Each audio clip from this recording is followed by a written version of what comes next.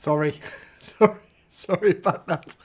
I accidentally closed the tab and then it all went off. I had to reopen the tab to get the live stream back. So I was writing in the chat. I was writing an international audience, but I must have pressed Control C and closed it anyway.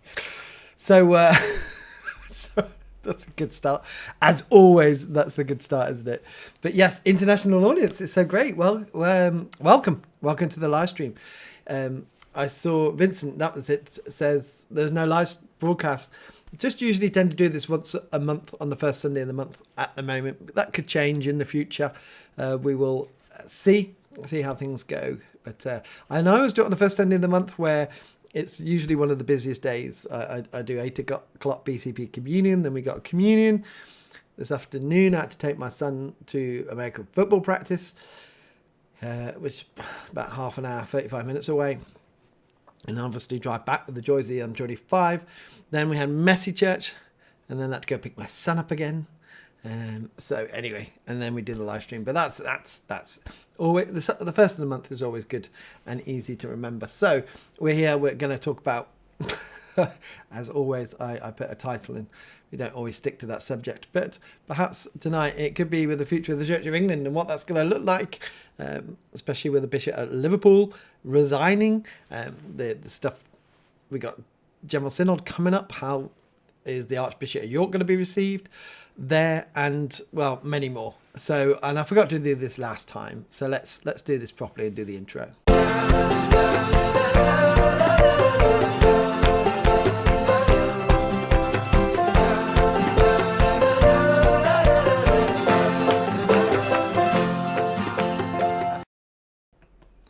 So the big debate that I was having before coming on air was to wear my jumper. I used to wear jumpers in my videos, and then I stopped wearing jumpers, and then I was wearing my jumper because it's cold in the house, and then I thought I'll wear my jumper tonight, and then I thought actually it's a green jumper, isn't there something blue and green should never be seen or something like that? Anyway, I took the jumper off, threw it on the sofa over there, and now I'll have to wave my arms about and get warm because it is it's not too warm. It's not too warm here. So how are you all? How's everything going? How's the new year gone so far for so many people? Bit in chat, we'll catch up. I haven't got second camera on tonight. I've only got the first camera, so I must keep up with the chat because again, just running around, as I said, didn't have that much time. But that's fine. That's fine. Ask questions, make comments, and we'll chat through. Yeah, so. It's busy, been busy in the parish, so I didn't get my video out on Friday night. Something had to give with all that, unfortunately, so I got it out yesterday. We called it yesterday. Yesterday I went out to see our football team that we support as a church.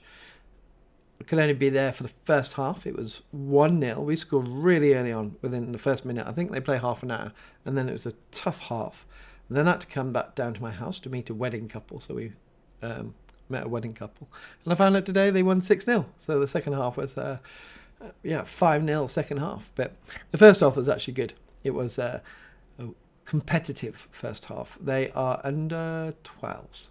And so, and then I got my video done. Did the sermon for today as well. And their presentation of Christ in the temple. And so it's a busy day. It's been busy. It's been just busy. It's a different busy, isn't it, after December. December's a kind of evangelistic, get out there, do lots of Christmassy things. January is getting back into the meetings, catching up, planning for the new year.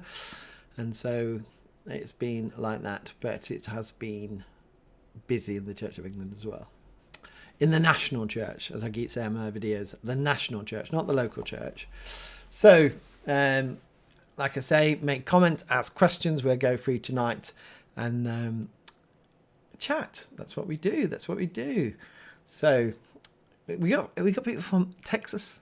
It's amazing. France and Manchester and where else we got? West London, Chalfont St Giles. So I held my Chalfont St Giles, my Rev Dan's meetup last weekend on a Saturday, and it's really good. It was really encouraging. It's so nice to meet people who follow me, and for people to see that I've got legs, and I'm probably a bit chubbier, cuddlier than they. You see, you get to see this part, but you don't get to see the rest. And we went round our parish. The football team were playing, which was great. Walked round a bit of the parish, got to see the church where I serve, and see the things that I do as a parish priest. And I did a little talk on how I became Rev Dan, so how I became a Christian, how I became a vicar, and then about the channel. And then we had some question and answer, and then they all piled in the office. So that was fun. I never had that many people in the office in one go. So yeah, it was a good day. It was a good day. So thank you if you're watching and you came. I might do one of those in the future as well. In fact, we had 21, 22 people book, and then people dropped out because of circumstances, no bad things. And we got down to about, I think it was about 15 or 16 of us in total. And that was actually a really good number.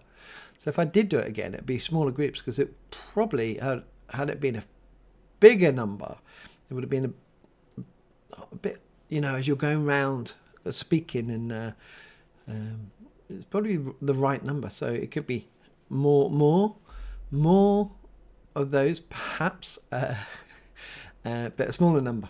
So watch out if I do advertise those. And I know that people want me to go up north as well. So we'll look at that if there's a need. So let's get into the chat, see what people are saying. And we've gone through. Thank you, Michael John. The monthly I look handsome. There'll be one day where you won't write that, and I'll be like, oh. But that will come. It comes to all of us, perhaps. I said, thank you for your compliments anyway.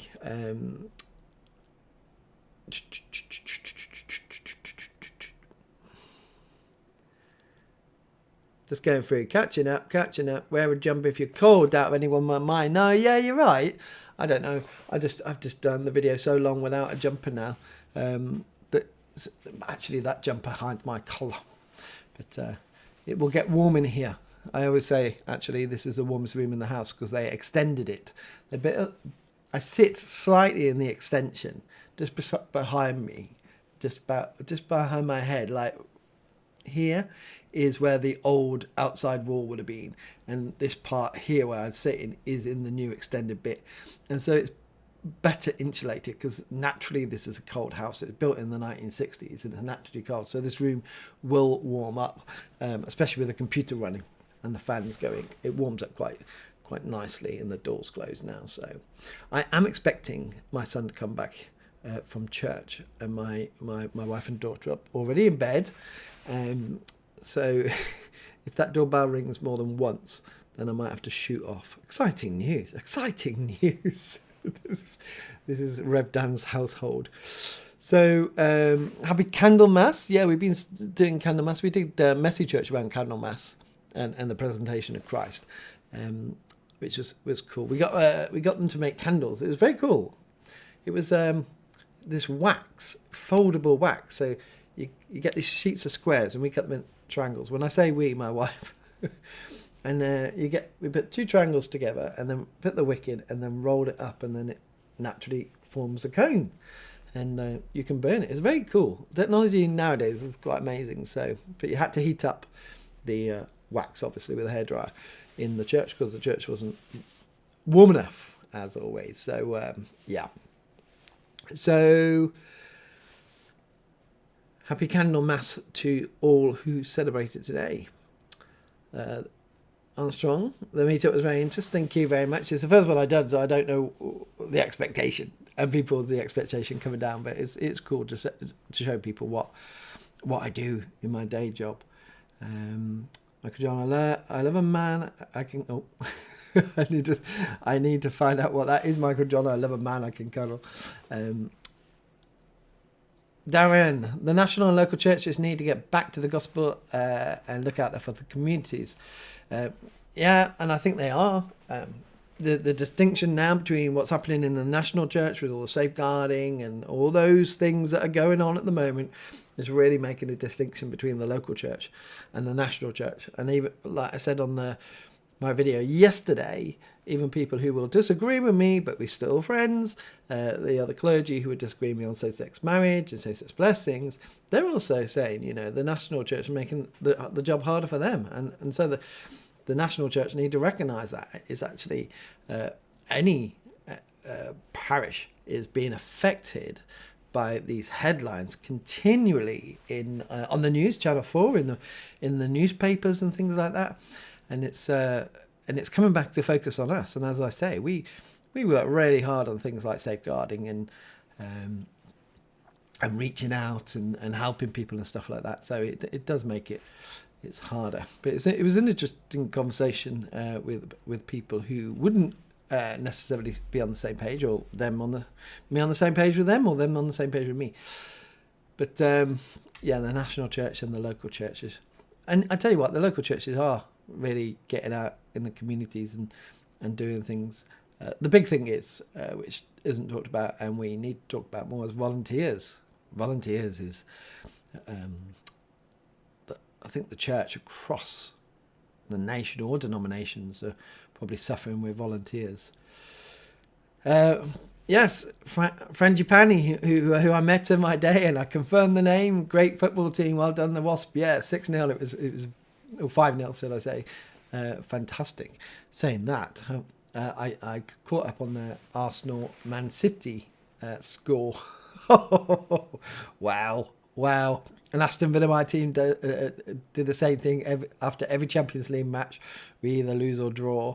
And so we lost yesterday, helping, who do we play? Wolves, to get out of the relegation zone. It's awful. We need to sort something out and not sell one of our strikers who's scored lots of goals. He could have come on in the second half and just shot from 30 yards and scored a goal. But, he's gone. We made, 71 million.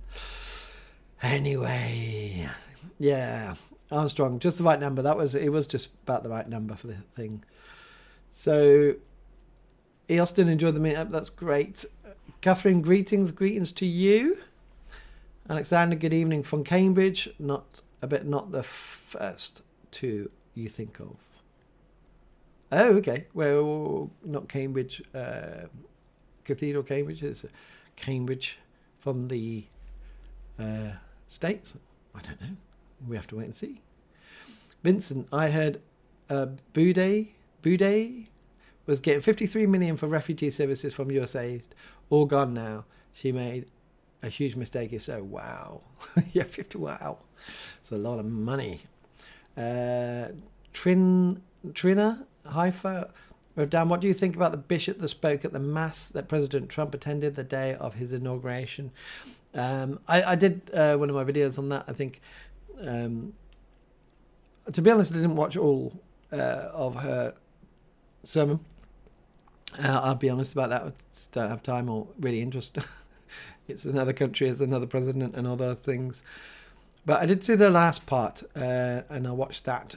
And I think, so what I've heard, and even enough people who would have a different theology to her, was, the sermon was good, and it was, balanced, and except for the last part where I say you don't weaponize the pulpit, and she had a whole cathedral there of people on a very special occasion, and then she went after one person, and I've never seen, it does happen, but it was just awful, and you're not going to change a person's mind like that, are you? You're not going to, preach Christ. Well, know Christ first, and then preach Christ, and hopefully change their hearts, or somebody else close to him who says, I really heard that sermon and it really spoke to me, and look, let's.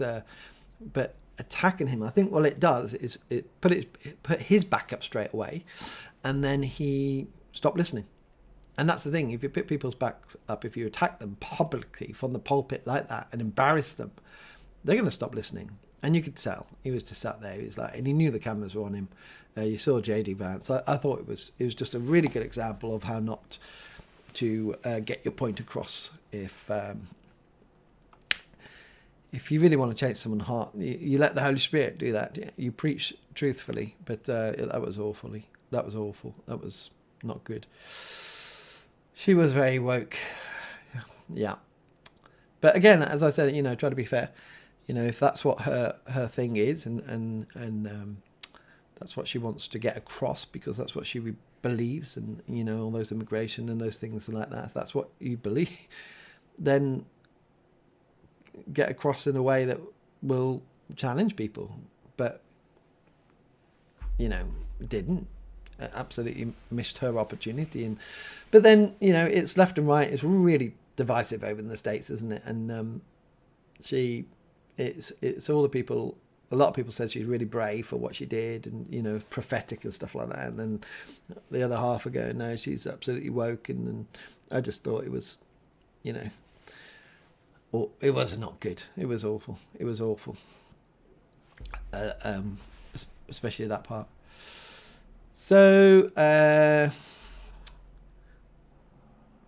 Catherine, you made us very welcome. Thank you. I just heard my son getting back, so let's see if someone answers the door. Tory Rebecca, my church has mentioned Trump in every sermon for weeks now. I'm not even in America. You're right, actually. Trump is the president of another country. You might mention him once. Even like Biden, when he was inaugurated, is a worldwide thing. Of course, Trump is so, because America's so big, and got such an influence that you might mention something in the sermon. But nowadays, but sorry, I heard the doorbell go, so my mind went off. So now, why would you mention it for weeks? I'm finding that this Christian nationalism. I'm thinking about this a lot. We are, and I did a video, go find it, about we live in the world or not of the world. We are citizens of heaven now. We're not really at all citizens of the world. And it's gone twice now. I'll wait for a third time.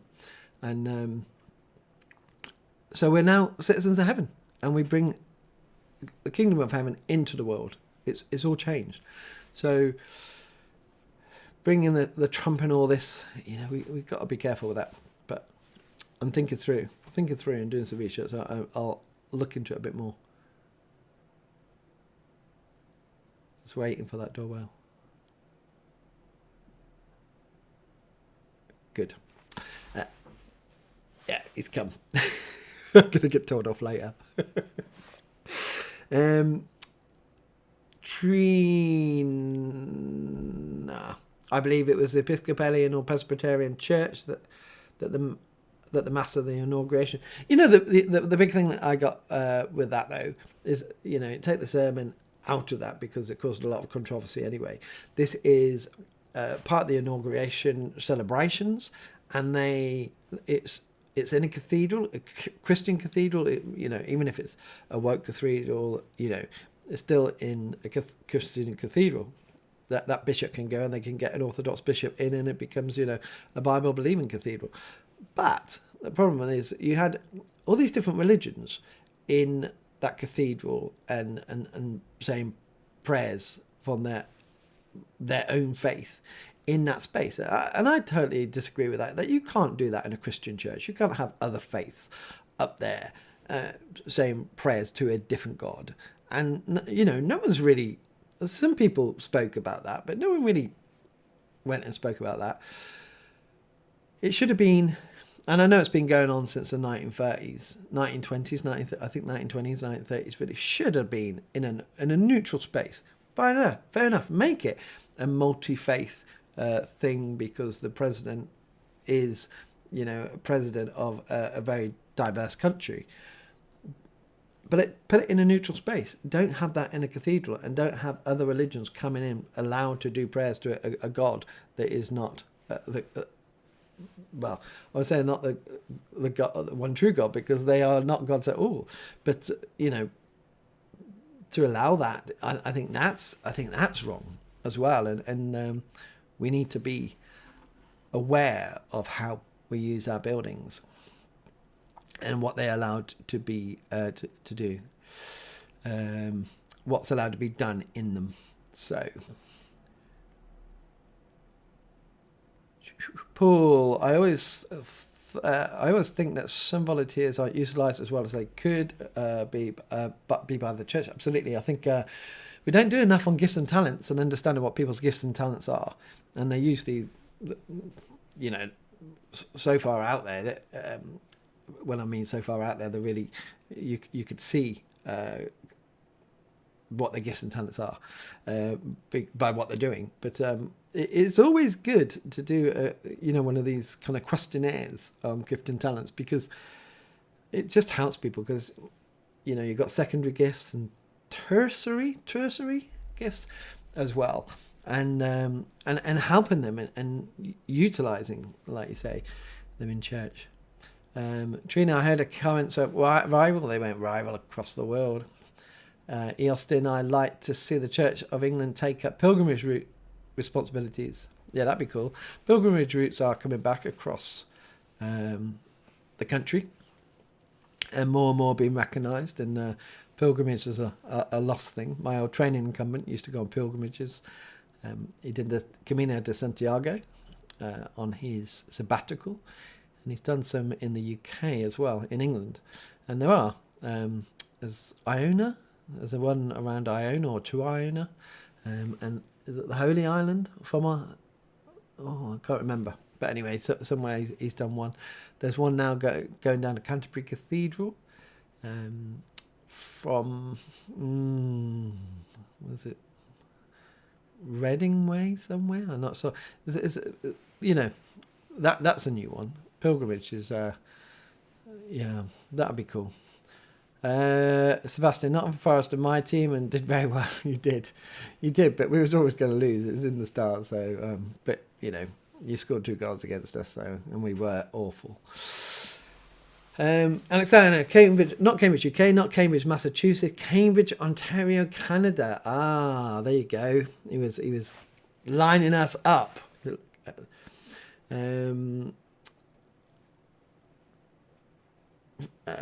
Frangipani, the National Cathedral, Chile, is dedicated to St. Peter and St. Paul. It's Episcopalian. There's Episcopalians. I'm not catching up already. My landscape screen is not catching up. I'm behind. I'm going to have to avert my eyes to the long screen. Should have put my other camera up. I'll have to. Already, what we're in 27 minutes in, and I'll have to do one of those quick fire to catch myself up.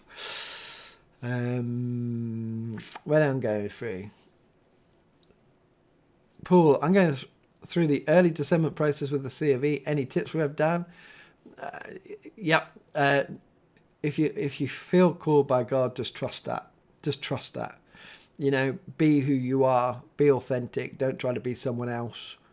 And if God's put that calling on your life, then just trust that. When I got called, I went to and some of the people came last Saturday, heard the incredibly quick calling I had after I became a Christian to become a priest, which was crazy, and I had to be convinced by the church actually that I was called, because it was so quick. But when I went to, you had what they call a bishop's advisory panel, which is your interview. It's a 3-day interview, and I knew, I was the one saying it was too soon. I shouldn't do this, even though I knew that one day I would do it. And they said, no, God's going to use you. God's going to use you. And I just knew that going to that interview panel, it'll be a yes. And I went. And I don't know if there were like 16 people or something, other people on that interview over those days. And people are just like so nervous and so worried. And I just thought, if you're called, you're called. You don't need to convince them. They'll see it. So, if you're called, and this one guy was so nervous, really nervous, and he got turned down, poor chap. He really got turned down, and I thought he was just trying to play the game, I thought. He said his dad was a vicar, and he just wanted to go to a small parish church like his dad was, and just look after the old ladies. He literally said that to us. And I thought, well, you went into it for the wrong reason. You you're not called. You're just going there just because you want to be like your dad. That's what it was. Anyway, was it a year later, 18 months later? He came to our theological college because he knew someone there. And I remember sitting with him in the common room, and he was speaking, and I think we was reminiscent about our interview. And I suddenly saw the calling on his life, that he was called to be a parish priest, but he just got so messed up and caught up with it because his dad was a vicar and all this, and I think he put that in front and didn't let the people see him, and he was so nervous. There's this expectation that he put him on himself, and he didn't get through, and it damaged him so much that he said, I'm probably not going to do this. I don't know if he ever went through again, and I can't remember his name, but so my advice in the early part is just to be who you are and trust God, and put a lot of prayer into this as well, into the discernment, because it's an amazing life, but it's hard in the Church of England at the moment. It is quite tough. So that would be my advice, but do reach out. I've been through it, and but your calling's your calling as well. Michael John, I like some Irish Catholic parish priest I used to know back in the day. Oh, that the trouble is now I'm to that point where I'm catching up with chat from 5 minutes ago, so I'm not quite sure where I am. Philip, evening one and all. I'm just back from the evening worship. Hebrews 4:15 and 16. No more need for priests or altars. Thank you, Jesus, for opening the door. Yeah, that's what you do. Get rid of us all. Get rid of us all. Eddie, I didn't agree with a lot of the 39 articles of faith. I wonder if people were reading this before confirmation, if they would feel the same. I got some friends who are Anglican Catholics who in the Church of England who don't agree. But the funny thing with Anglican Catholics, they wear the buttons on their cassocks down the front, don't they? And I got a friend who does that, and he wears this cassock all the time, and I'm like, why you got... And they got 39 buttons, and I'm like, why you got that one? Why you got that one? So, how many people follow the 39 articles in the Church of England now? That's the question. Vincent, following the Rory Stewart, J.D. Vance back and forth, what would Jesus do? I saw that, right? I saw that the other day. It popped up on the news, when I say the other day, yesterday when I was doing the video. And I just didn't have time to get into it, this pop at each other. What would Jesus do? Doing something like that publicly, it's hard to comment because I don't know what was said, but it's made, of course it would have made an article, but if it sounds like it wasn't a great public witness to people. What would non-Christians look at? And they would just look at these and say they're both Christian, both believing, and just having a spat. But I don't know what really they said. Is it interesting enough to spend time looking at it, or is it just, just buck your ideas up and pick the phone up to each other and have a conversation about this? So, Trina, I think it's Trina, my maternal grandparents were from the UK, concentrate to be exact, and they can't recognise what the UK has become. Commentary, my talk and text is horrible. Oh, from commentary, but commentary. But come on, say anything about in the UK about commentary. People wouldn't say anything great about commentary anyway. So as joke. Has the UK changed in parts? It has, but in other areas it hasn't. Where I live is very much the same. So it depends where you are and the context. It has changed a lot. So you get buffering. YouTube is not receiving enough video to maintain smooth streaming. As such, viewers will be experiencing buffering. Are you getting buffering? It's telling me. It's crazy if you're not getting enough data, because we got such a huge internet download and upload, because I've got a teenage son, so hopefully you're not getting buffering. We'll see. Chat stopped. The chat stopped. Yes, some buffering. You're still going. Yeah, sorry about that. Don't know what's happening. My son came back, that's why. And now everyone's on the internet. Bear with me. Hopefully, if it's only the video, it's okay. If my voice, then that's annoying, isn't it? So where are we? Oh,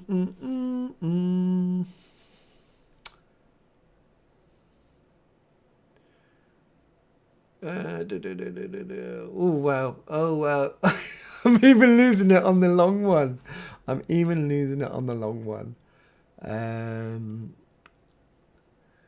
Austin, a cathedral not too far away for me is yoga. They always do now. They always do.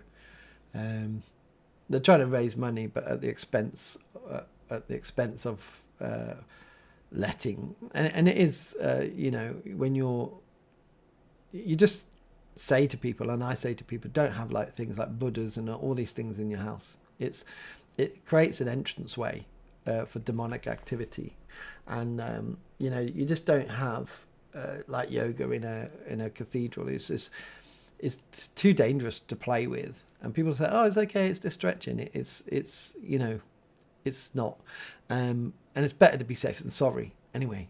Even if you don't believe all that, it's just like, let's not do this here. Right, okay, let's catch up. Philip, Catherine, I'm wondering about Catherine, I'm wondering about studying to become a reader in the CFE. Do it. There's so many people who are saying, I'm not going to go to the CFE, I'm leaving the CFE because it's woke, or people saying get out the CFE. There's so many good Orthodox priests, churches, laity that are all fighting for the Church of England. And if people stop going on their journeys, be it reader, be it ordination, into the Church of England, we're going to have less people coming in for the future, and we really need it. Plus, if God's calling you to do it, don't deny that calling. Don't go against him and say, I'm not going to do it because the CFE is like this. It might be, yes, the CFE is like this, but don't ever not question that God's sorting out the CFE, and making the CFE come back more to the Bible, preaching the gospel, and doing what we are called to do. And this, God's working through all this mess to create that, and we need good people coming in. So, and is it hard? Yeah. At the moment it's difficult. You did go, the whole thing with the bishop at Liverpool is like, but then, you got a question. Is God using this? Is this a good thing at the end of the day? When we get up into heaven, we might go, oh, I see what you're doing, God. I see what you're doing, how you're using all these situations. So, yes, we need all the good people in the church at the moment. Because it's better to go on ahead and do it, right? And then if it completely doesn't work, you've got all this experience, you've learnt theology, and if you leave, well, then you just go to another denomination and help them. It's not going to be wasted. God doesn't waste those things. Philip, if the bishops, leaders, if the bishops of the CFE admit that they don't adhere to the 39 articles, then why don't they leave the CFE and leave it to those that do? Well, the thing is with the whole thing with the 39 articles, you only have to go back to the Oxford Movement in the late 1800s, where they didn't adhere to the 39 articles, and then the CFE continued. And there's so many people in the CFE who don't adhere to the 39 articles at the moment, because we are a broad church. But yes, maybe more needs to be brought back to the 39 articles when they speak about things at General Synod and things like that. There are some people that do. I forgot his name. Luke. I forgot his name now. But, he's big on that in the Book of Common Prayer. Luke Appleton. So, yeah. Right. Quick blast through to catch up. Otherwise you get this out of my face. Look, my ear's warm already. Look at that. Red. So,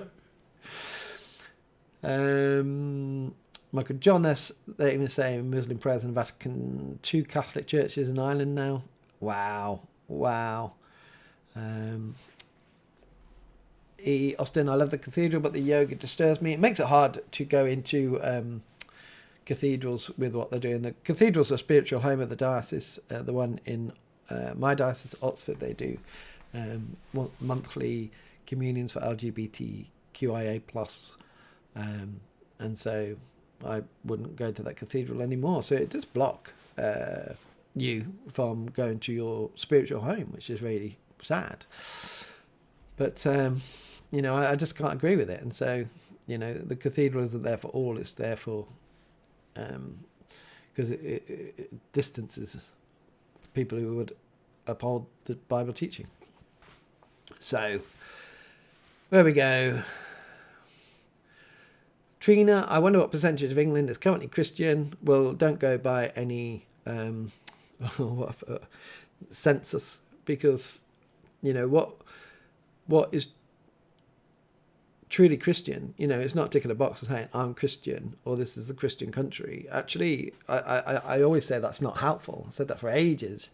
The minority, Christianity is a real minority in the UK, and I think that's where we should be, and that's where we should be realistic about this. Is we're a kind of remnant in one way, and we always will be, because the gate is narrow, isn't it? Jesus is saying it'll be the narrow door, and most people will go through the wide door. And to kind of say, oh no, we got loads of Christians and people tick the box and we're 50 or 60% Christian, or there were 70% Christians.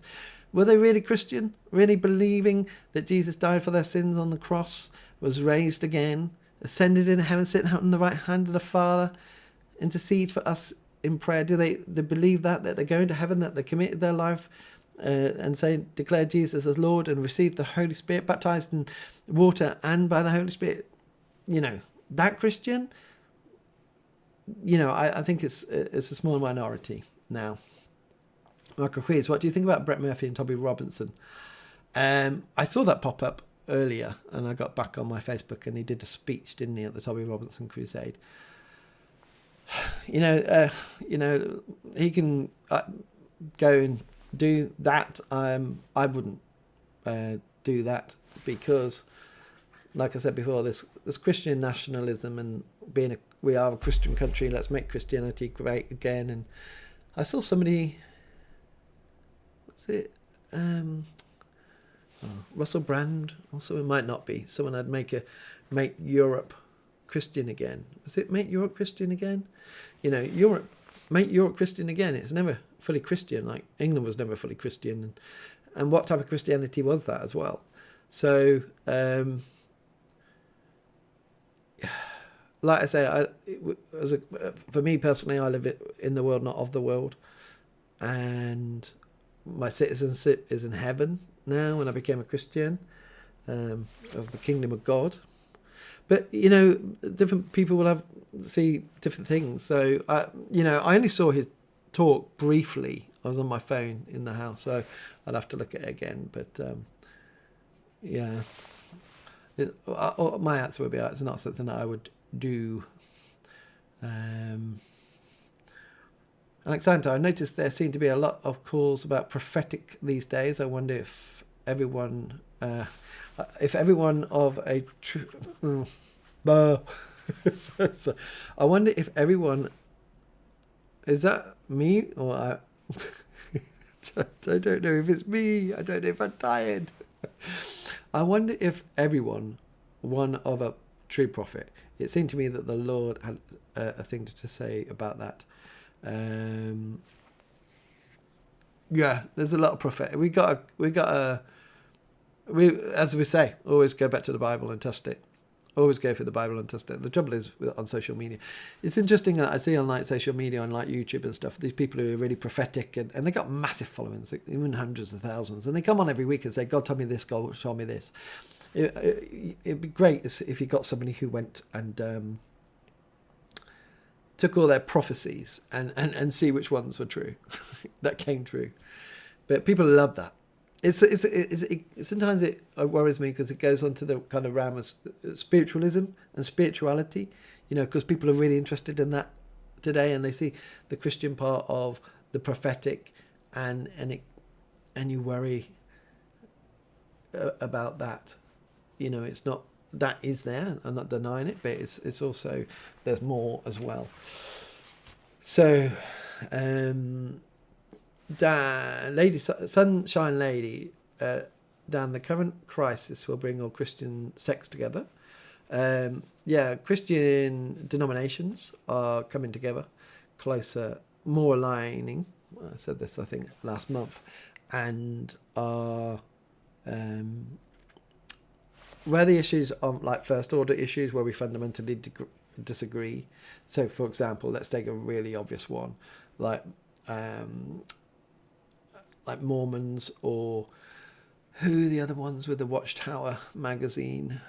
I used to interact with them in my curacy a lot. I'm going to go down on the chat. Please tell me. They do the Watchtower magazine. Jehovah's Witnesses. We would never have anything to do with them at all. They preach a false gospel.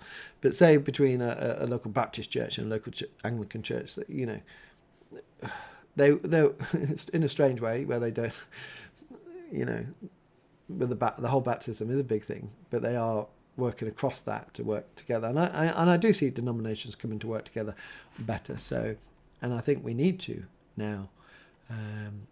The book of James talks about. Am I so far behind?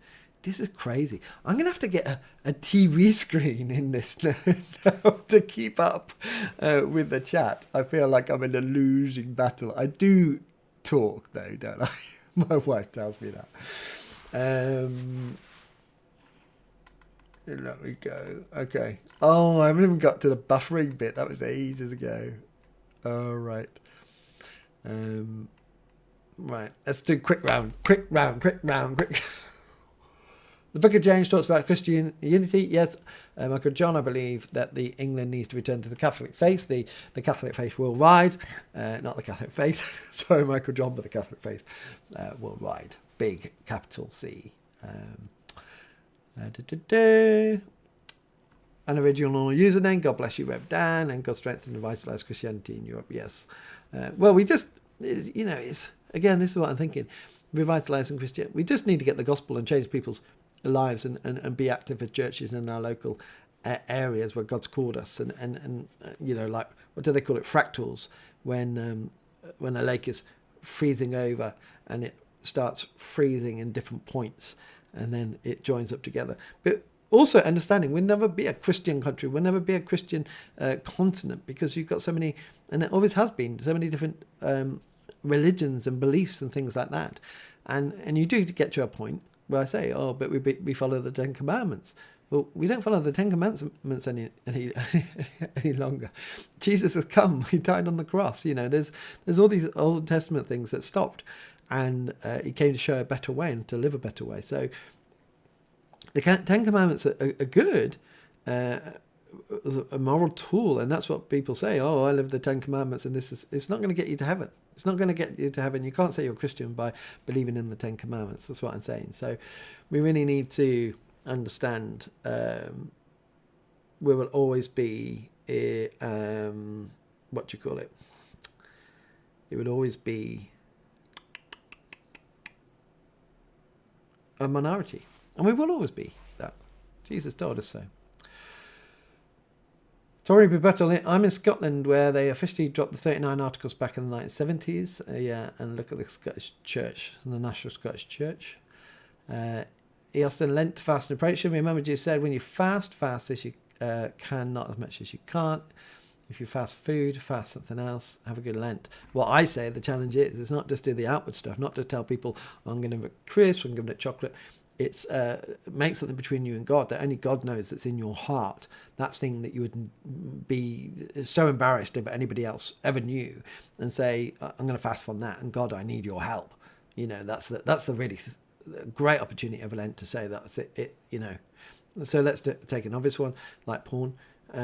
If you're Christian and you're watching porn and stuff like that, of course you're not going to tell everybody that. What are you giving up for Lent? Oh, porn. No one's going to do that. But God knows your heart. He knows that you're watching it. And so you go, God, right, this Lent, I'm going to stop looking on porn. Sundays don't count on that one, by the way. And you need help. And you pray in those 40 days. Well, 46, because you're doing Sundays as well. you turn to God for that help, and over that time, by the time of Lent, hopefully you stop. That's the challenge of true challenge in the sense of Lent. Let's catch up.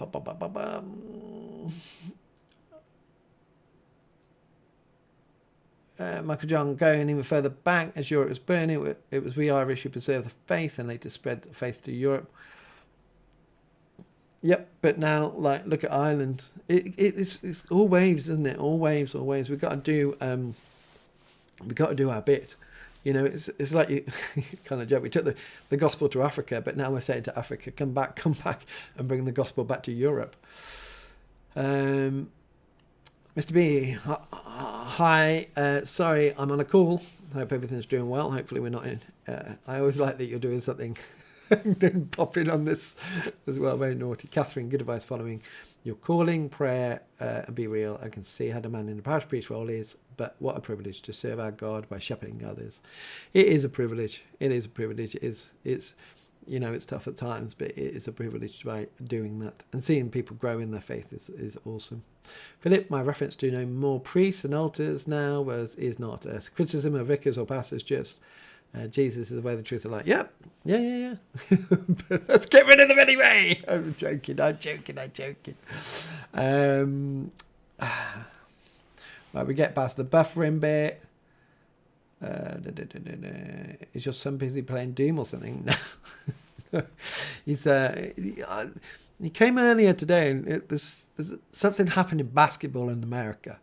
Some person who's really good at basketball got traded in a really bad deal, and it's just broke the internet, and that's probably what he's going back on to see.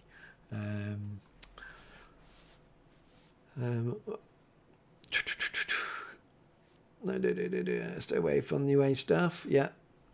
All right, I'm going to catch up.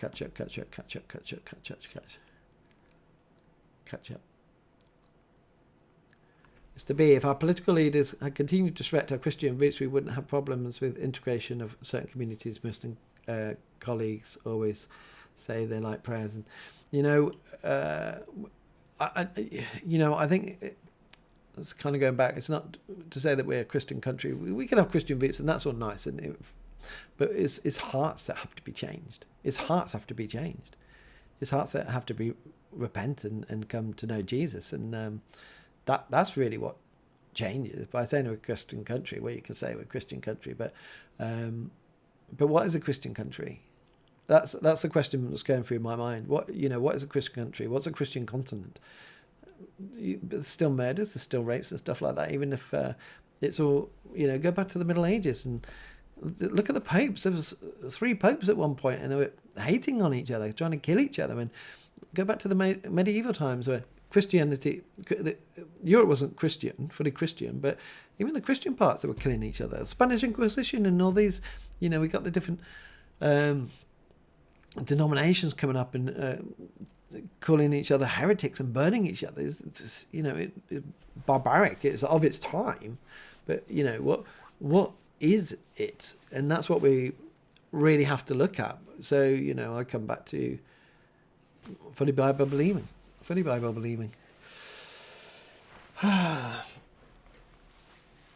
Come on, Rev, was Christian in name. Well, at what point? You had the Moors in Spain. You had still paganism. So it was, you could say it was majority. Okay, you say majority Christian, wasn't fully Christian. And were they fully Christian, living out their Christian faith? That's what I'm thinking through. I'm still in thought process on all this. So you catch me as I'm hearing all this stuff, and I'm hearing it from the States and things like that. And I'm going, okay, what is this? Because again, I'm coming from the point of view that I'm now a citizen of the Kingdom of Heaven, and that trumps my citizen of the British Isles. That's what my calling is now. That's where I'm going on that. Again, more thought. So maybe I'll stop on that till next month as I think through and do a bit more research. Mate, you're a Christian again spells Mecca. Ooh.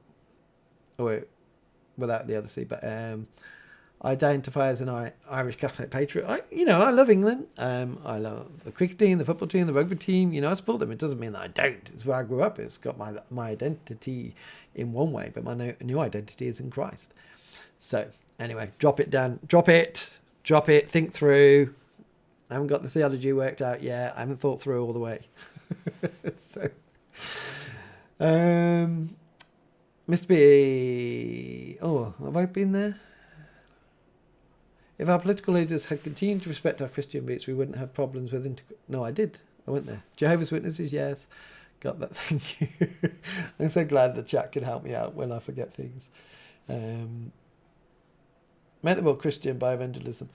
We can only make the world well, like I said, Jesus, I'm going down that route again. No, I failed already.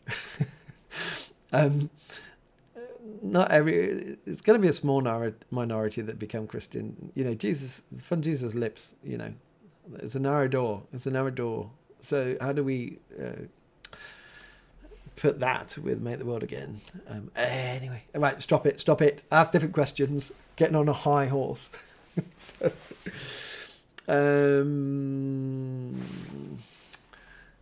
where are we? Mary devotion by Catholic. Make the world Christian again by evangelism. Yeah, Brett was our minister. He said yesterday he gave out a lot of Christian texts. Well, that's good. Tracts. Yeah, that's good that he did that. It's always good to give out tracts. Say the daily rosary daily. I don't, but my friend does. He's Anglo-Catholic. Trina, I absolutely love Book of James. It comes off a bit harsh, but he is scholar in the church. I can't wait to meet James in person. That's it. That's cool. That's cool. I had a can of Coke. Look, I'm getting warm now. Told you. Look, I didn't have my jumper on. Mr. V, does anyone know of Dr. David McCaffrey's YouTube channel? Never heard of him, but I'll catch up on the chat and see what you guys are saying. England needs rosary rallies all over England. You know what? If it works, I think biblically, I see it in is it Poland and Romania? They go out into the square and they get down on their knees and a prayer rosary, and it looks incredibly powerful. Not that it's my theology at all, but acknowledge it. It looks incredibly powerful. Been looking at an icon of St. Giles. St. Giles is always be part of my thing now, being in Chalfont St. Giles. I love the fast and advice fast as part of the church. Also spent extra fast. Catherine, I'm not sure about the rosary. I used to say Hail Mary when I heard an ambulance, but now I speak to Jesus directly. Yeah, that's right. Andrew at Giles Church in Great Orton, Cumbria. I grew up there. Yeah. Giles isn't a big name for churches. So Mary is the most popular church name in the UK by far.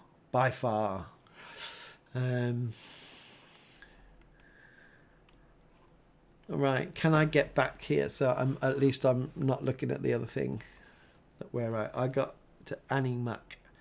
The Lord should be written on our hearts. I was born again in my 50s. Despite being involved in the church beforehand, I realised that my previous involvement was as filthy rags. It's interesting that I spoke to a few people who been going to church all their life and then encountered a personal relationship with Christ, and it completely changed everything. And they're saying, I just attended church and I just didn't get it, and then one day, Sunshine Lady, we need to humble ourselves, surrender and obey God. Yep, can't complain about that. Sebastian, is there such a thing as a cultural Christian then? Yes, cultural Christianity is a huge thing. It's a massive thing. You can get it in church, like, I go to church every Sunday and I've been going to church for 50 years or 60 years, every Sunday or as much as I can, but there's no personal relationship with Jesus. It's a big thing in Anglicanism, you could say, probably Catholicism as well. So there is a cultural Christian, and that's good. I'm not saying it's bad, because at least they're in church and they're hearing the gospel and, kind of getting them over that line into a personal relationship with Jesus. So at least they're in church, easier to reach than outside, but there is cultural Christianity. It's a big thing, I think. Everyone can graft. The lost and rediscovered model of church history puts an interesting spin on where we are now, including new monasticism movement, if Jesus come back for spotless bride. Well, yeah. There's lots of different models of church. Some are working, some are good, some are not. People are coming back to more traditional ways of working. Interesting, my church warden, we're doing a church survey in our church, and my church warden today went to every service, bless him, and he came to the 8 o'clock BCP communion, and he said, and then we had the 9:30 common worship communion, and he said, you know what, the words of the Book of Common Prayer are really powerful. They do make you think and feel, more emotions than the common worship, and it absolutely does. And people, really do. Those services are growing in certain places. Actually, in cathedrals, they are. More traditional services are growing in cathedrals.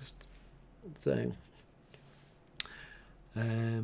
Catherine, I suppose we could say our laws were informed by the word. Our laws and our traditions and our things like that, they were built on Christian ethics and morals and principles. And I'm not saying that's a bad thing at all, but it doesn't get you into heaven. And, a Christian country is the kingdom of God, right? That's a true Christian country, is all of us saying we belong in the kingdom of God.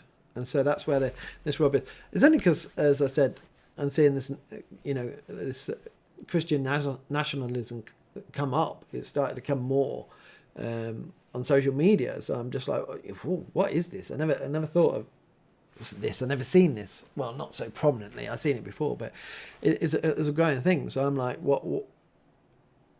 what is this theologically? And that's what I'm trying to think about.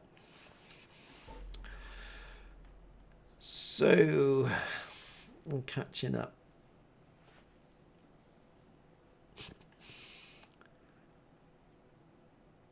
An original username, just because many other leaders who ran your acted in a different way doesn't mean the layman didn't fully believe in Christ.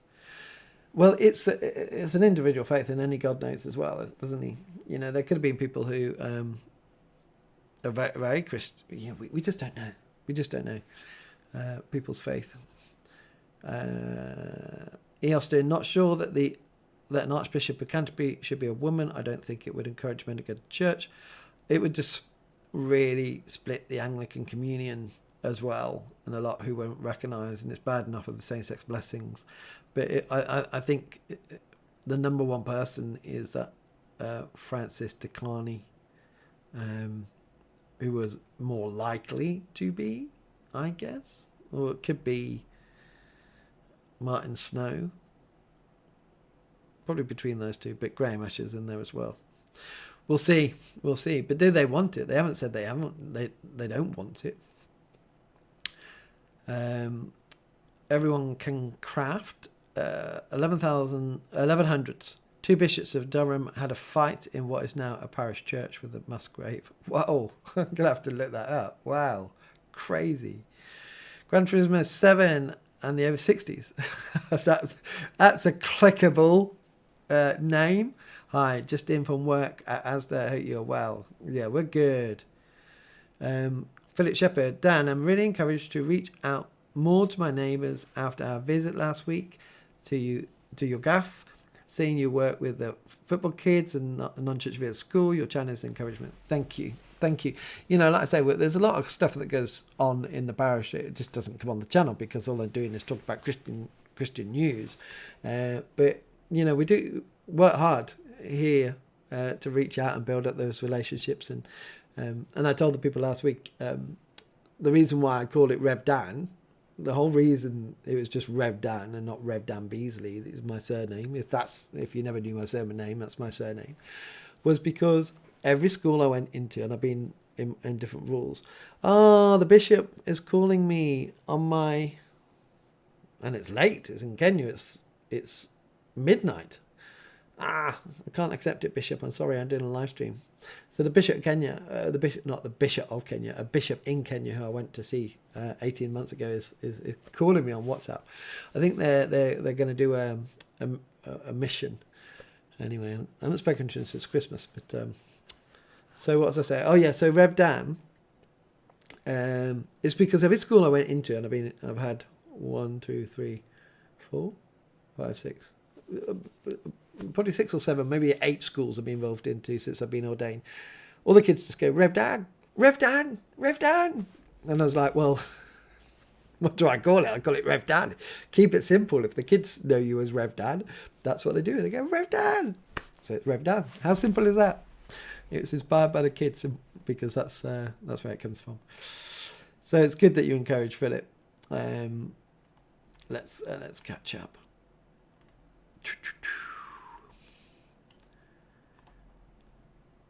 An original usernames. So should we give it up because most people won't be Christians? We are called to evangelize everyone. Europe will be Christian again, God willing. We just have to go out and preach the gospel to everybody, no matter what. That's what we've got to do. And in that sense, it's hard to judge where people are. You just don't know. But we just have to be faithful to preaching the gospel to all. And some people will commit their lives to Christ and come to know him and go to serve him, and and a lot won't. But we just have to keep going and keep going and keep going. Is it D.L. Moody who committed? I think I read a book about him, every day to go and preach the gospel to somebody. And sometimes he would get, have a really busy day, get into his room and get ready for bed and realise that he hasn't gone to preach the gospel. And then he would quickly get changed, run downstairs, run into the street and find the first person and tell them about the gospel of Jesus. Because he said, this is what I'm doing every day, at least one person. And he's doing it. How many people responded? We don't know, but the majority probably didn't, and some probably did. So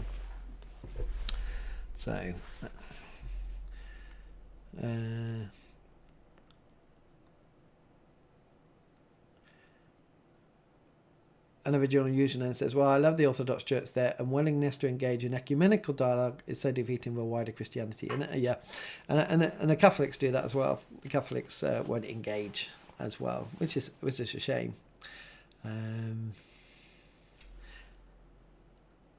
Everyone can craft. Tom Wadsworth's channel has an interesting take on what the early church was like. He did a PhD after he retired. I'll have a look at that. Austin, if you're a vicar of church, do you check out the state of your pillars that hold up your church?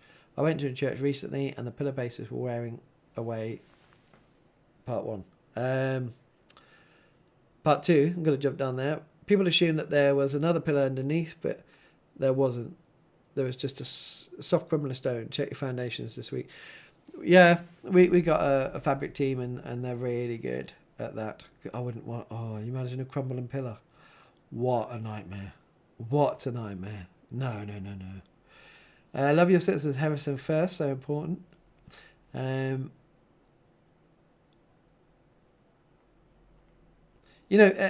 also in this, in churches, we've got to remember the wheat and the chaff, and they will get sorted out at the end, and it's not for us to sort out. So, Jesus is saying that there's going to be believers and unbelievers there, whether they're cultural Christians or people coming in to cause trouble, and, a church is not going to be a pure church full of Christians. And so even in churches, we have to have that understanding. Jesus tells us so. He warns us a lot of all this stuff.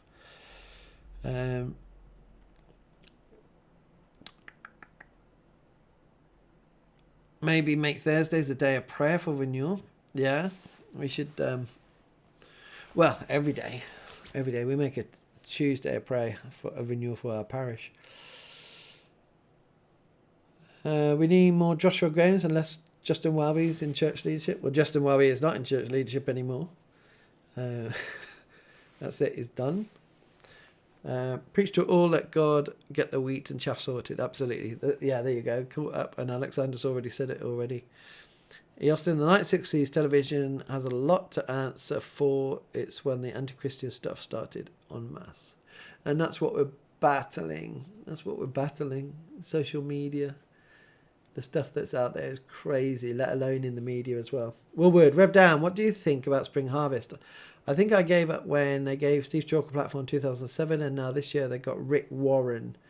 Well, things like that, they need a huge amount of money to get people in. Because it's a huge expense. So a big name like Rick Warren would interest people to go there. I went there once. I only went there in my curacy. Did we get some financial help? My curacy church definitely went, and I went with my family. We never went again because it's so expensive. So my first thing is it's really expensive, and it gets a certain demographic there because of the cost. That's not anything bad. New wine would attract other people who could afford that. But actually, I've been to New Wine probably 2 or 3 times. Attracts a lot of middle class people as well in one way or another. But a bit more broad. But yeah, someone like Rick Warren wouldn't make me want to go there. But it'll make a lot of people go there because he's a big name, even if his theology's a bit dodgy now. Also, I remember something about him. I can't remember what it was. Was it last year something happened? But I'm not entirely sure what happened, to be honest. We got enough stuff going on in England. Socko 1066. When will the church announce Jesus .2 return? Well, he'll announce that. The church won't even have time, and most of the church won't even recognise it as well. Joke.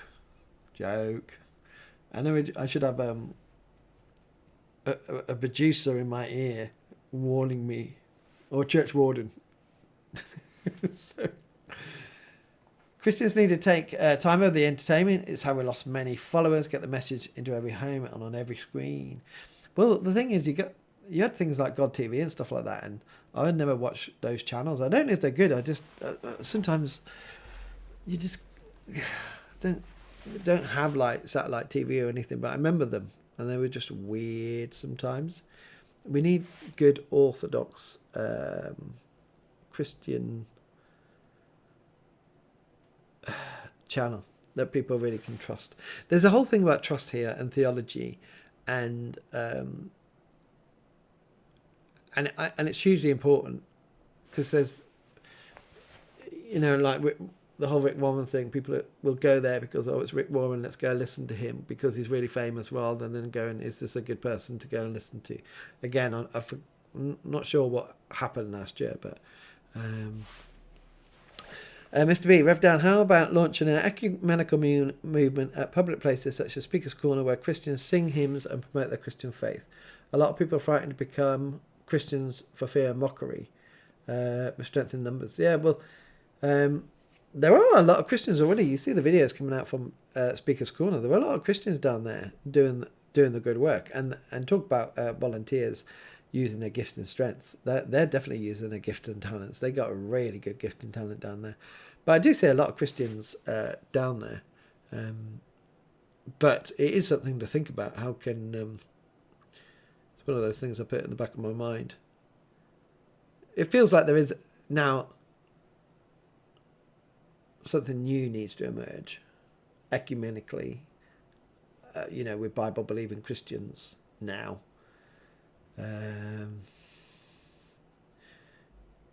But that's something that needs to be thought about. Okay, Gran Turismo 7. Do you know how to change the views of a PCC that seem to be stuck in its ways? I find it really difficult. Thanks, Andy. Prayer. I asked my PCC before we have a meeting, are you praying for the meeting? That's... and we should be praying for our meetings. Let's put God at the centre and understanding and direction. It depends what the issue is. I think having a good chair to get the discussion going and get people listening. A code of conduct, in a sense, in the PCC. I know it sounds very worldly, but I think having a code of conduct helps people to speak and discuss these things. and having a purpose. What's the purpose of it? We're trying to bring into our PCC, if it doesn't fit our vision and mission, why are we doing this? But if it does, then we can have a discussion about it. So in a sense, we've got an environment when people can speak with a code of conduct. And we just had an away day. We did PCC tonight on an away day, and that was really helpful, enabling the PCC and understanding what the PCC is for and how it fits in the mission and the vision and things like that of the church. There's a few thoughts off the top of my head.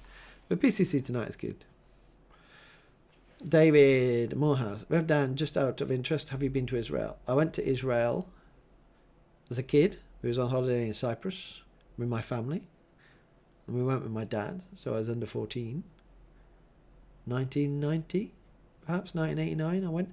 And then I went with my wife, who was my girlfriend, back in 1998.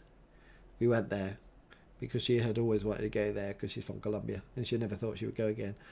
So I've been there to visit twice, but never as a Christian. I was an atheist when I went.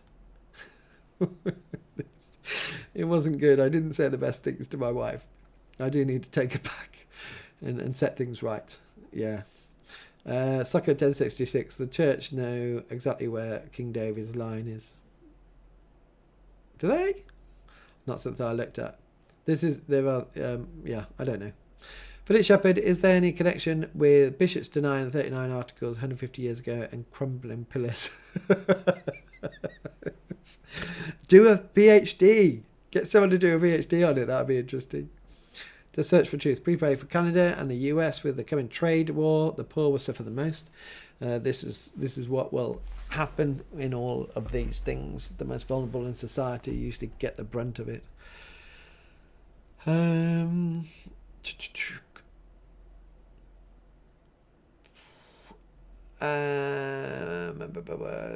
Alistair and David. Can't speak for Rev Dan, but I want to. Oh, is that to Israel? Oh, I see.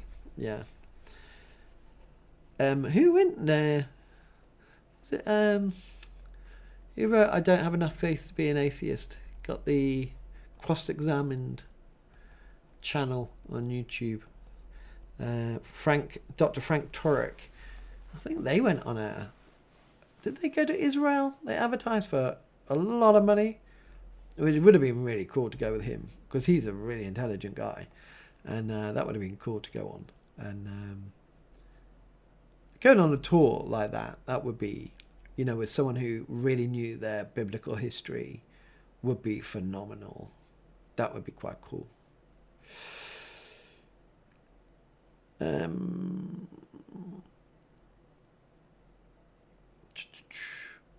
God TV is rather unbearable. There's a lot of prosperity gospel, Will Wood. Yeah, that's the thing, the prosperity gospel.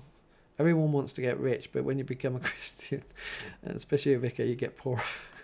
It's not prosperity, but we're doing this. We're going through with our youth club on a Friday night. We're going through the using a video from the late 2010s on the Sermon on the Mount, talking exactly this: what you want from the world, what do you want, and comparing it with what Jesus wants. And it is, a lot about, even as Christians, prosperity, money, and those things, and then looking at what Jesus wanted and did, and it was really interesting. Yeah, the prosperity gospel's awful, and it cons people. It cons people who've got no money, who are desperate to give money to these rich. Oh man, like they said, there's a special place in hell for certain people. Okay. Did I catch up? Oh, I didn't catch up again. Oh, it's stuck. I thought I was catching up, and it's stuck on the widescreen. Right, quick fire. Wow, it's gone really quick. It's 9:20. That's gone really quick. Really quick. Okay. Dan, Carl Keynes. The church Warren started was disfellowshipped from the Southern Baptist Convention last year because of female pastors. Oh, was that it? Because of female pastors? Right, okay. I thought it was homosexual stuff, but it was female. Okay. E. Austin, teaching is such a responsibility. We would be accountable for every word. Yep. Church of England is not more than you think. I'm sure they do. I'm sure they do. But, I just get on with my work here and God can sort out all that later. For me, it's about getting the gospel out.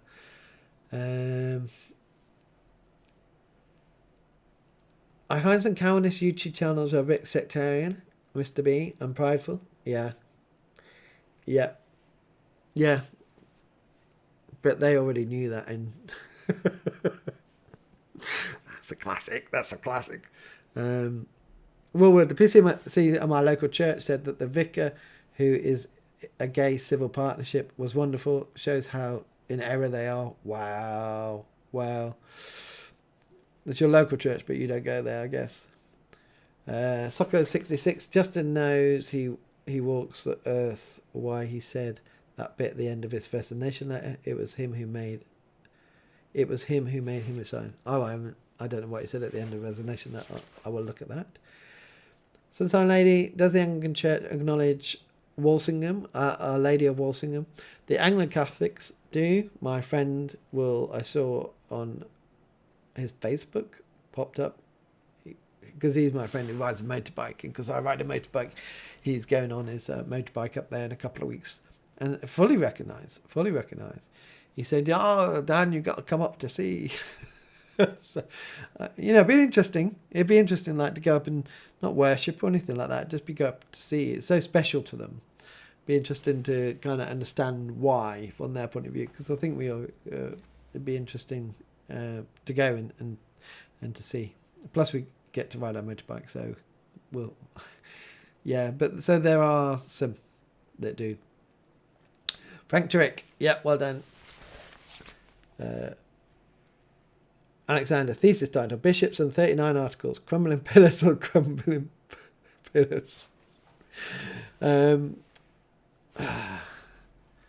here we go. I think I'm back on this one now.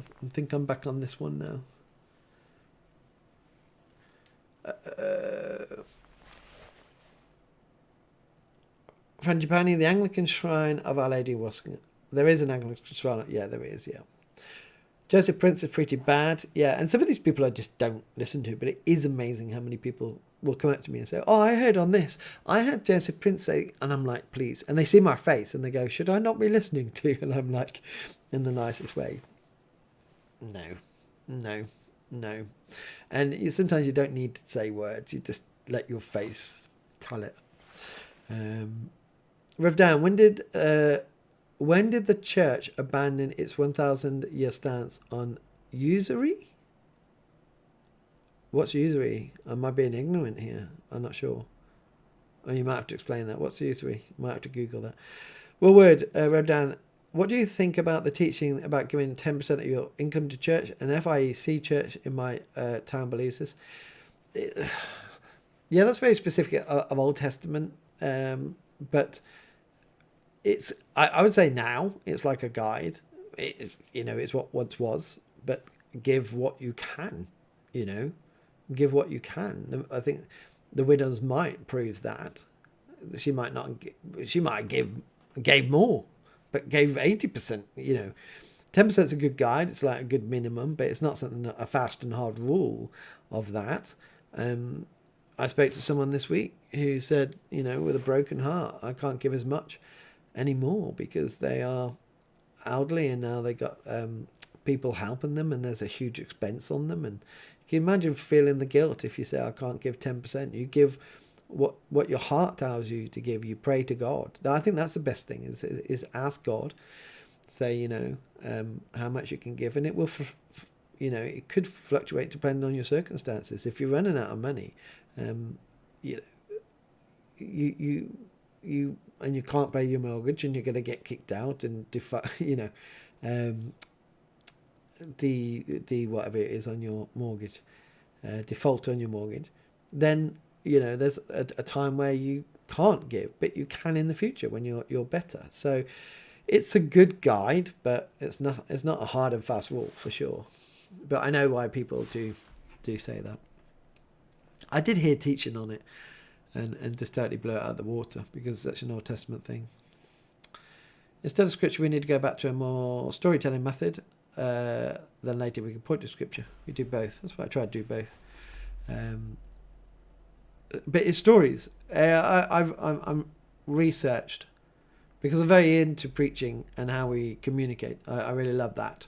I think we need to do a lot better.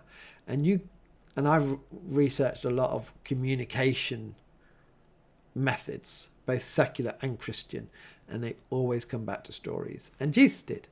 And so we really need to be better at doing the stories and the scripture. Absolutely. That's one of the things.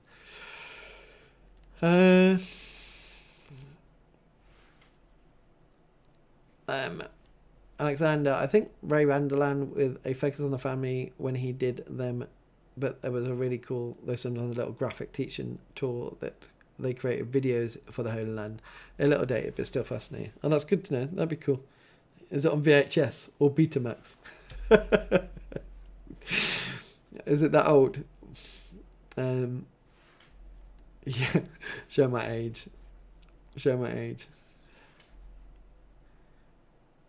Okay, what did it do?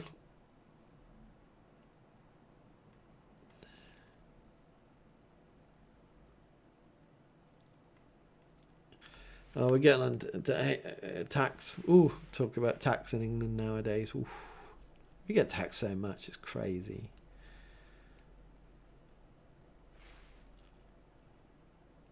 Widows might why left the CV. Income tax paid increases donations by 25%. Okay, well, I'm actually catching up. Oh, there we go. So I'm catching up and more coming. It's great, though. It's great that there's chat. I love it. And you're chatting to each other. That's what it's all about. That's what I said to the group that came down. About creating a community. It really is about creating a community. And there's so many people as well who will not chat but read the chat and listen to what I say and just be there and take it in. Some people are... Did I see someone was washing up with the marigolds on? And I asked last week... No, I saw on some stats. I rarely look at the analytics on YouTube. But I did. I go on there every so often. And just to look at stuff, it's quite interesting, like what people watch. They tell you how people watch, if it's on a tablet or phone or on a TV. Like, I get it in my head that people watch on their phone or tablet, but then I'm like freaking out. Like, can you imagine you want like a 75-inch TV? Hi, it's Rev Dan. Hi, my name's Rev Dan. Like beamed into a living room. It's kind of crazy. I was like, oh, better make sure I shave. So, well, I don't contribute any of my money to the church because I live on benefits due to poor health. I love to work, but I'm not able to. Oh, sorry to hear that, Will. Some people don't contribute to the church, and this is what we kind of struggle with because most of the money goes to the diocese in Parish share, and they say we don't want our money to go to the diocese. We're going to contribute to other things. One person said, I'm not going to leave my legacy to the church because it would just get used up on bills and paying money to the diocese. I'm going to leave it to, we got a charity of Friends of Chelford St Charles Parish Church, which helps us maintain the building. He said, I'm going to leave my money there. At least it's going to go into maintaining the building, which will enable future worship and, help with costs. So, people will use their money in different ways. Because they don't agree with how it's being spent. Not by us. We can't really do anything about our parish share in one way or another. Alexander, 2 Corinthians 9:6-7. The point is this: whoever sows sparingly will reap sparingly, and whoever sows bountifully will reap bountifully. Each one must give as he decides in his heart, not reluctantly or under compulsion, for God loves a cheerful giver. Yep, that's it. That beats the 10% rule. And context will be sometimes that you haven't got much money, but you give a widow's mite. That's all you can give. But maybe in the future, things get better. And you remember that time that you couldn't give as much, and you go, well, now look at this abundance that I have. I'm going to make up for that. So it really is a heart thing, not a structured 10%.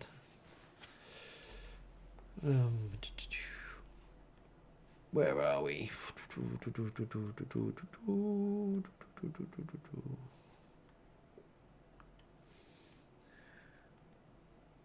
Love VHS or Betamax.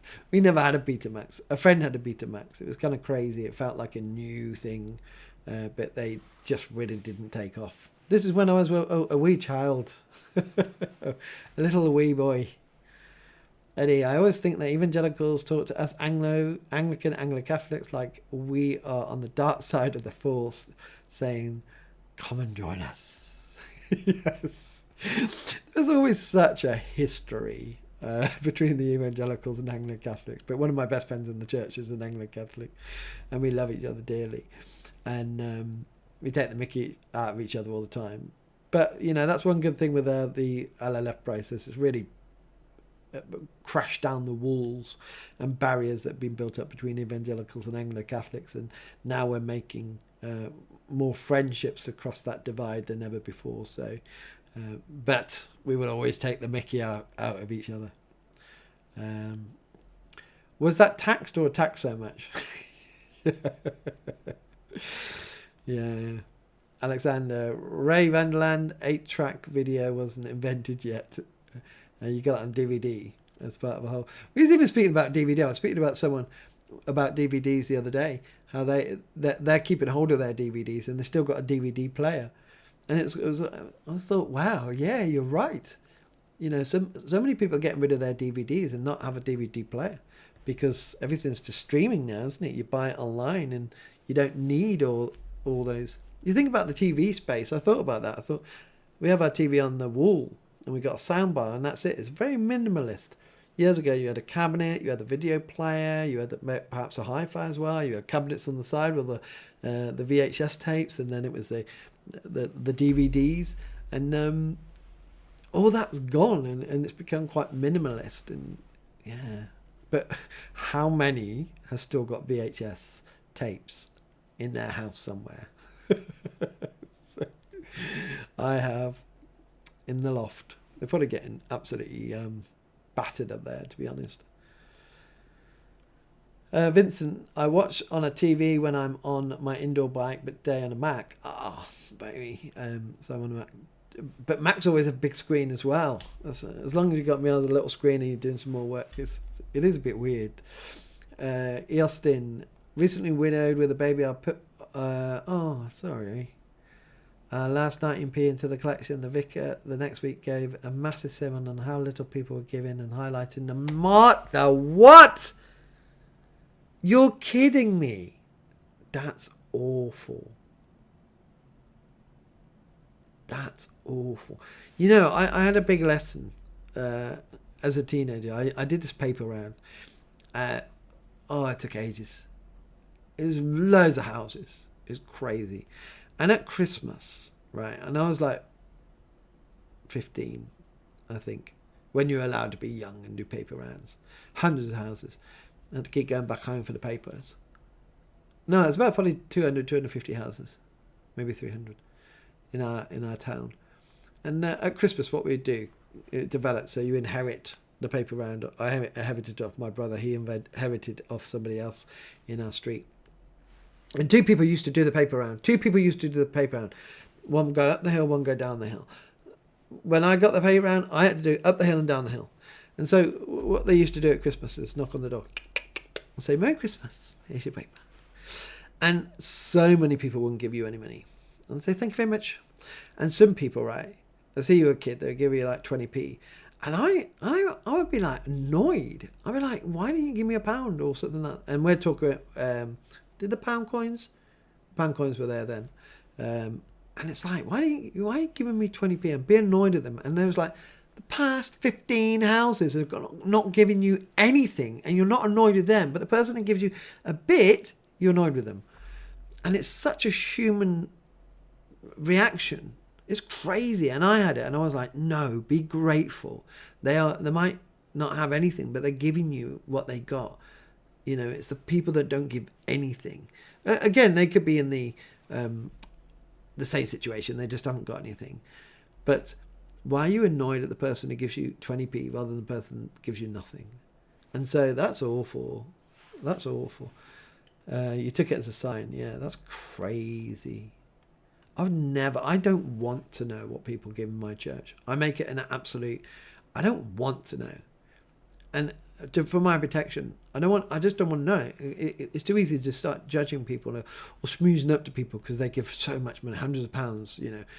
Oh yeah, we need to keep you. I don't want to know what people give. That's between them and God, not me and the treasurer. The treasurer. But I just know what is given at the end. Yeah, I don't even know what specifically is. Well, I do. But I tend not to look. I tend to look at the whole thing, and I can look, but then I don't want to know. So, where we go? Right, it's 35 past. Let's go. Philip Shepherd, 75-inch screen, 120 watts. Apologies to the neighbours. Yes, it's Rev Dan's Run Up. Like, what is going on?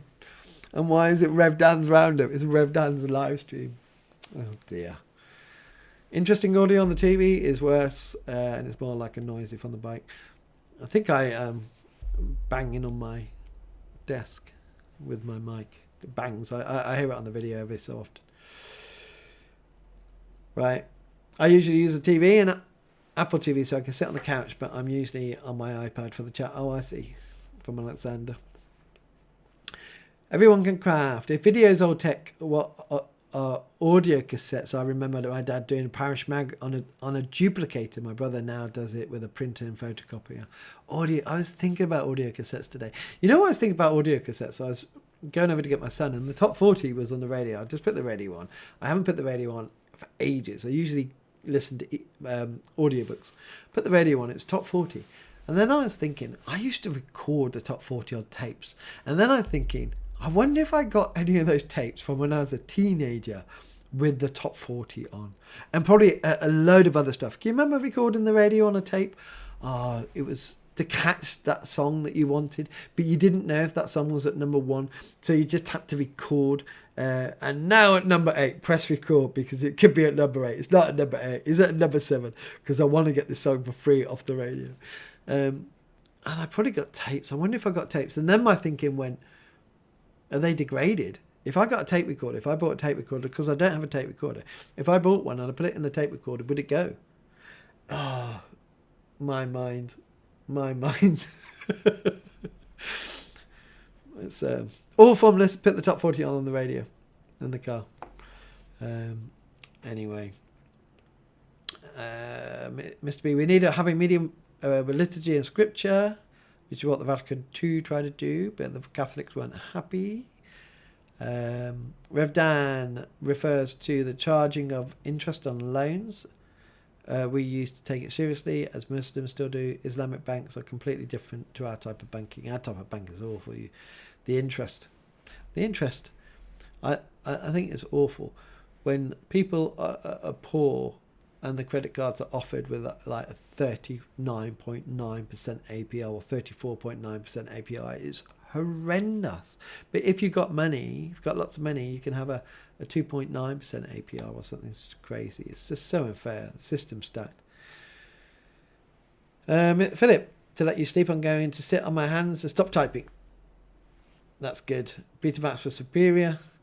On giving the church, when you need to send your bread down the river, it comes back buttered, sometimes with jam. I like that. A message retracted. Amen to Christianity, Christian unity. Yep. Original username, but of course the Empire were the good guys in Star Wars for anyone who isn't a Jedi. I still got DVDs because they're still movies they'll never show on streaming services. Yeah, You can't get everything, and across different streaming services as well. I always do try to get them on the same service, because you just have to go for the different ones. That's the same problem as having 3 different cabinets in different places, 3 different streaming services. David Morehouse, Jesus called the early church to seek out the poor and care for them, to care for the poor as a normal priority. Yep, and something in a sense we're lost in a way today. We need the church to speak more out about that and do that. It's not your money, it's my money. It's God's money. Yeah, it's God's money. Everything that we have is ultimately His, and we are given, aren't we, in proportion to how we use it and our gifts and talents. Some people got more gifts and talents, but the trouble is the more money you got, the more temptation you got sometimes. So where are we? We need to come into land. Someone's sitting on their hands. You got to sit on your hands. You got to sit on your hands. We need to get to bed. So it's strange that I hardly watch TV and subscribe to very few channels on YouTube. I'm against spiritual consumerism. David Morehouse. That's good. It's a good discipline as well. Just you're on my phone as I do the ironing. Oh, cool. Well done. It's interesting, isn't it, how life is now? It is interesting how life is. Vincent, my wife complains she can hear my TV from everywhere in the house, so you're reaching other people revved down. Hello, Vincent's wife from England. You can't see me, but you can hear me. Keep going. Well done. We appreciate you. Alexander Tates, and then you did mixtapes for the guy you like. I did a mixtape. I did, yeah. I've done, yeah, mixtapes. All the songs. We love each other. It's great. Hours. Took hours as well to get them right. Oh yeah. Those were the times. Never go back to those times. That's the thing. It's crazy. I've got Kundun on DVD. Kundun, considered one of the most sensitive movies of all time. Don't know what Kundun is. I got a lot to go back for you on the chat and to find out. Eddie, Mary Magdalene stretched her hand out. That's what we need to do. Whatever tradition, blessing all and get to bed. Yes, you're reading the room. Hot chocolate. Sweet night, Catherine. God bless everyone. Have a wonderful week. The podcast was nearly ended. Go in peace to love and serve the Lord in the name of Christ. Amen. Good. You're right. Let's all go to bed. Let's all go out and take the goodness of this chat tonight and the challenges of it. Plenty to think about, and as he said, Mr. B, go out to love God and serve the world. Thank you for joining me. I do appreciate it. You choose to wherever you are doing the washing, being on the TV, doing your work, you choose me. Mr. Griffin, I just go live on the first Sunday every month. I have been thinking about doing it a bit more, but at the moment it's the first Sunday every month. So just put it in your calendar. The first Sunday every month, 8 p.m. UK time, whatever time it is for you. But hopefully, see you soon. Catch up with you on my other videos. I got to watch my hands. I got to make sure I don't say anything. And I got to make sure that I still have a job because I didn't put my hands in the wrong place. It's crazy. What a crazy world. Anyway, see you soon. Thank you guys. And girls, bye.